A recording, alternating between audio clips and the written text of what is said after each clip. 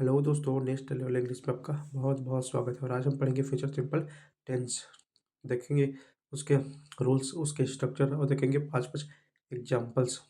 तो सबसे पहले तो ये देख लेते हैं कि फ्यूचर सिंपल टेंस किसे कहते हैं। जिस भी सेंटेंस या वाक्य में फ्यूचर क्रियाओं के बारे में बात किया जाता है उसे कहते हैं फ्यूचर सिंपल टेंस। उसके कुछ एग्जांपल्स देखते हैं। मैं कल स्कूल जाऊँगा, वह शाम को वापस आएगा, हम रविवार को मिलेंगे, तुम मेरी मदद करोगे, बारिश होगी। देखिए इस सभी सेंटेंसों में जो 5 सेंटेंस है उसमें फ्यूचर में होने वाली क्रियाओं के बारे में बताया गया है।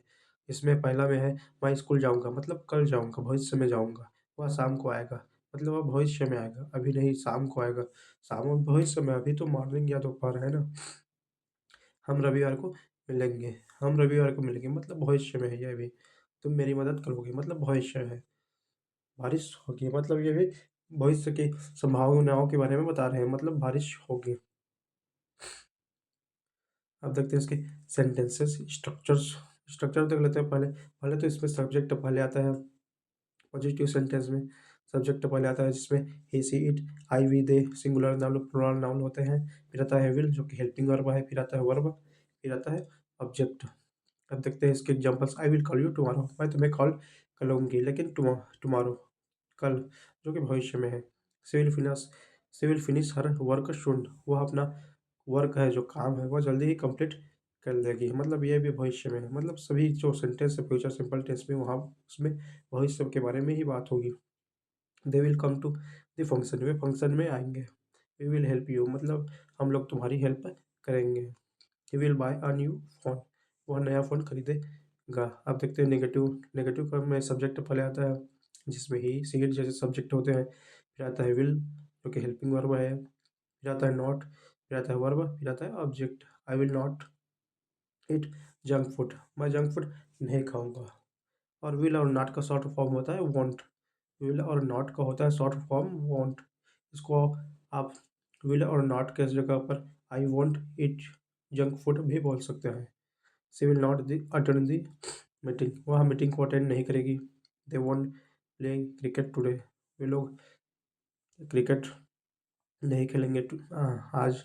We will not travel this Sunday, हम लोग इस संडे को, इस रविवार को ट्रैवल नहीं करेंगे, यात्रा नहीं करेंगे। He will not study tonight, वो आज रात को पढ़ाई नहीं करेगा।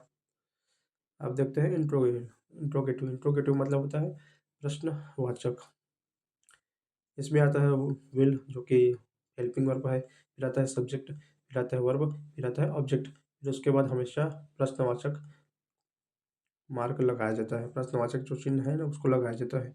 विल यू कम टुमारो, क्या तुम कल आओगे। Will will she help me, क्या वह मेरी हेल्प करेगी। विल दे जॉइन अस, क्या वे हमें ज्वाइन करेंगे। विल इट रेन टुडे, क्या आज बारिश होगी। विल वी मीट अगेन, क्या हम लोग दोबारा मिलेंगे। अब चौथा है इंट्रोगेटिव नेगेटिव सेंटेंस। इसमें हेल्पिंग वर्ब पहले आता है विल, फिर आता है सब्जेक्ट, फिर आता है नॉट, फिर आएगा वर्ब, फिर आएगा ऑब्जेक्ट। इसमें वर्ब का बेस फॉर्म मतलब पहला फॉर्म हमेशा लगाया जाता है। इंट्रोगेटिव नेगेटिव सेंटेंस में सेंटेंस इंट्रोगेटिव भी होता है प्रश्नवाचक, और नेगेटिव भी होता है, नकारात्मक भी होता है, दोनों होता है। Will you not come today, क्या तुम आज नहीं आओगे। इसी को हम शॉर्ट में विल और नॉट को बोल देंगे want, want you come today. Long form form में रहेगा will you not come today, और इसमें विल और नॉट शॉर्ट हो जाएगा तो हो जाएगा won't you come today. Will she not talk to me, will she not talk to me, क्या वह मुझसे बात नहीं करेगी। यहाँ भी देखिए विल और नॉट का शॉर्ट फॉर्म दिया है won't. Will they not help us, क्या वे लोग हमारी हेल्प नहीं करेंगे। Will he not go to school, क्या वे स्कूल नहीं जाएंगे। Will we not win the match, क्या हम लोग मैच नहीं जीतेंगे। और देखते हैं कुछ रूल्स देख लेते हैं। पहले पहले क्या होता था, आई और वी के साथ हमेशा सेल का यूज़ होता था, और यू, ही, सी और दे के साथ विल का यूज़ होता था। ये पुराना इंग्लिश है। इसमें पहले सेल का भी यूज़ होता था, अभी मैं बताया हूँ जिसमें सेंटेंस उसमें पूरा विल का यूज़ किया गया है, क्योंकि वो मॉडर्न है। अभी मॉडर्न मॉडर्न इंग्लिश में क्या होता है, विल का यूज़ हमेशा सभी के लिए कर दिया जाता है और शैल का यूज़ फॉर्मल के लिए किया जाता है। जैसे कोई फॉर्मल डॉक्यूमेंट्स है, स्पीच दे रहे हैं फॉर्मल, उसमें शैल का यूज़ किया जाता है। लेकिन आप विल का यूज़ सभी जगह कर सकते हैं।